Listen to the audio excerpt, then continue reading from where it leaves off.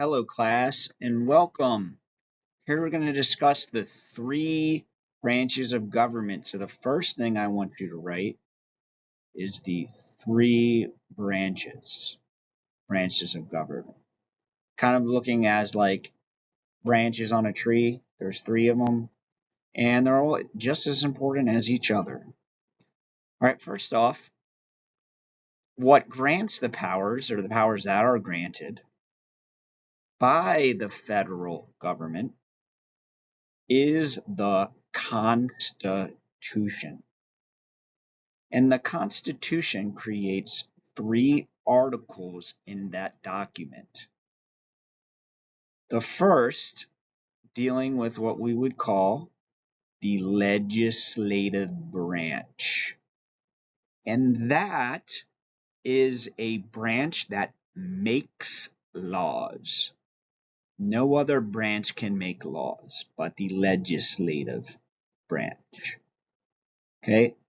So the legislative branch is made up of a branch called Congress. And within that branch of the Congress, there are two branches of Congress that work together to create laws. And there's the Senate, which is based on just two senators for every state. So there are 50 states. Everybody gets 2 senators per state. And then they can create, they're sort of making 100 senators overall, and they get to make votes. Okay. Now, also, if a bill's passed in the Senate, it has to also pass through the Congress, the Congress branch of the House of Representatives. And House of Representatives is based on the population of that state. So, for example, California would have a lot more representatives than Wyoming.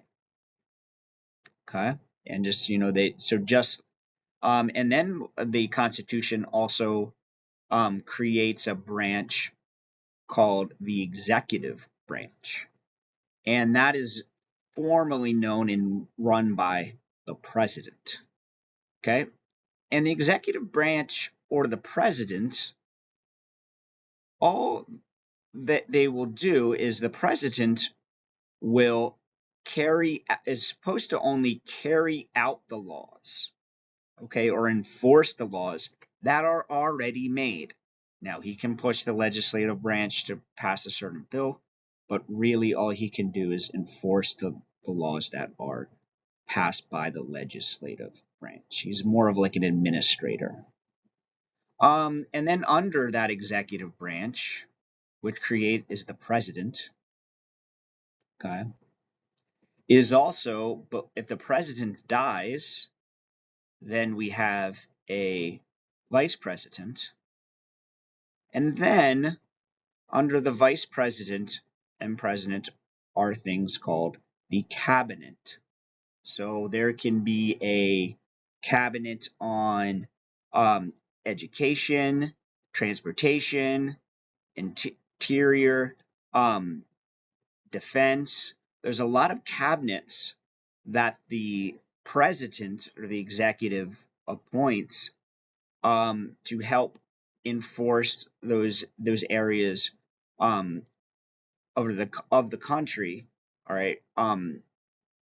And they will act as like the head of, let's say it's the aviation, airplanes, transportation, and that transportation would take care of airplanes, and that secretary or defense, which would talk about the military, and all of those things are important for the executive branch to run. Now, next we have the judicial branch, and the judicial branch interprets the laws. So if there's anything, it will get kicked to the Supreme Court. So that's the first thing we're talking about, the Supreme Court. A law will get to the judicial branch, the Supreme Court, and they kind of define the laws, what that actually means. Okay. So, for example, if we're talking about abortion, they just reviewed it and said that it's illegal, but then under certain circumstances it isn't, and then we're going to also refer that to the states to create their own decisions. That would be one. That would be an example of how they would define that law. Okay, what that means.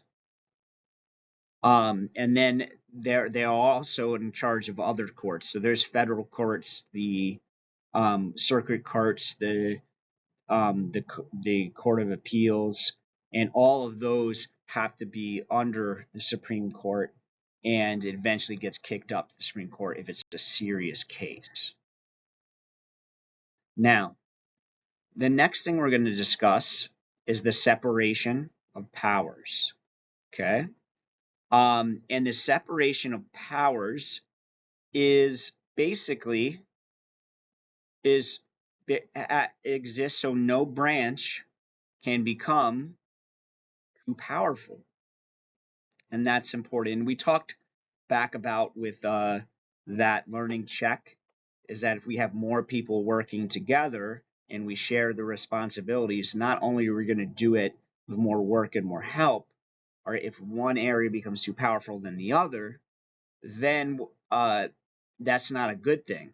They can what's called keep each other in check and make certain compromises and stop them from doing something, run away with their power and doing something that the country might not like.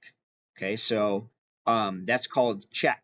Okay, and that's called a system of not only are the powers separated, we're also talking about a system of checks and balances on each branch. And let's just go over some examples. Now on your paper, I want you to draw these arrows, okay? So let's start with the legislative branch, all right? The legislative branch is going to create a law, but the executive branch can then therefore veto. So draw those arrows, okay? Draw those arrows, okay?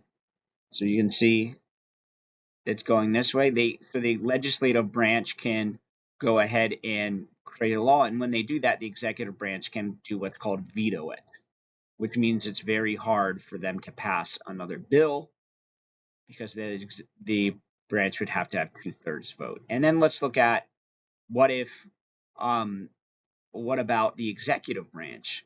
Well, if the executive branch enforces something, all right, then the if the executive branch goes ahead and get this off. All right, and creates something and does an action, it tries to carry out an executive action, an executive order, then the Supreme Court can declare it unconstitutional. But also, you have to keep in mind that the president, all right, also elects those judges to begin with. So it has a power on what the Supreme Court can do. Okay? Now, let's look at the judicial branch. All right? The legislative branch has the power of all right, confirming the picks of the judicial branch on the Supreme Court. Okay? But the judicial branch can also, if a legislative branch creates a law, they can declare that law unconstitutional. Okay? Now, it's also important to know that the legislative branch has a check on the executive branch that it can actually, it has to approve laws in the budget, and it can also remove the executive branch from power. Okay? So all of those are ways in which each single branch has a check on each other, so all the power isn't in one area, and that's a good thing. So what are the branches? So here's our President Joe Biden currently, all right, is the executive branch, okay? And we also refer to this person as the president, okay? So the president is what we're discussing. Okay. And when we say the word executive branch, we mean the president. Okay. Now, the president can have up to two 4-year terms. 2 terms are his absolute limit. So he may be elected for 4 years one time, and then also maybe not be elected again, or he can be elected a second time, but no more terms than that. Okay? What is the president or executive branch's role? Is to enforce the laws that were already created or made. Okay? And the president can also veto laws. That means he can say, or she can say, no, I don't want this law to pass. Okay, I'm not going to sign it into law. So I'm going to have 2/3. You're going to have to go back, and if you want to override my veto, instead of a simple 50% majority, 1/2, it then kicks up to 2/3. It's very hard to override a veto. Okay. He is also, or she is also, the commander in chief. Right? They also they negotiate treaties, and they direct.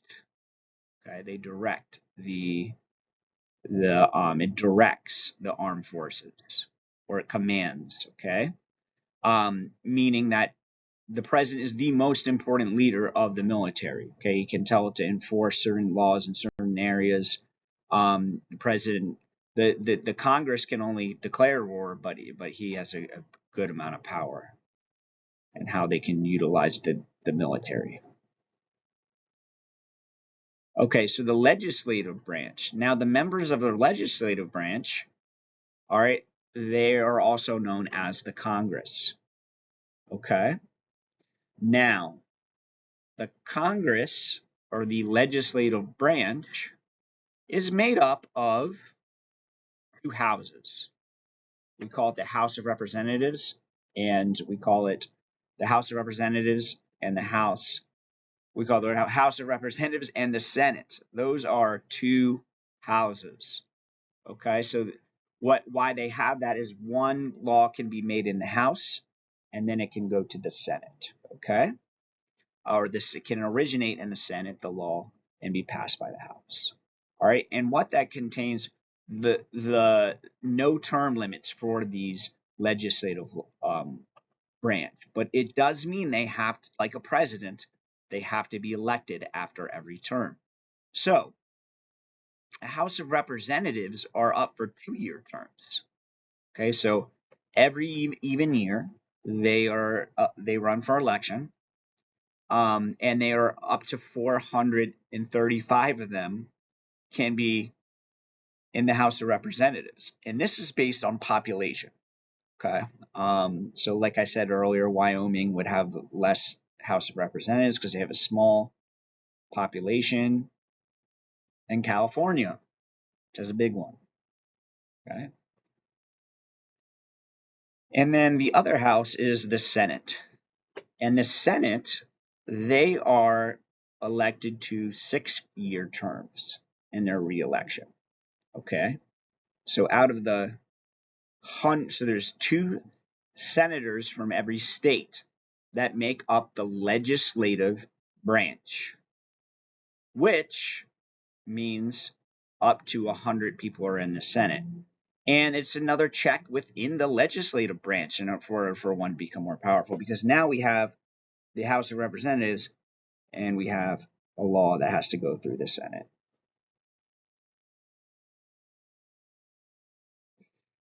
Okay. Our last branch we're going to speak of is the judicial branch. And the judicial branch is known as the Supreme Court. The judicial branch. And that means the legal system and the courthouses. First off, the Supreme Court is made of 9 justices. Supreme Court justices. Okay? So there's 9 of them, and they interpret the laws It is elected or chosen by the president and confirmed by the Senate. So the judicial are the ones who interpret the laws. So they don't really actually make any of the laws.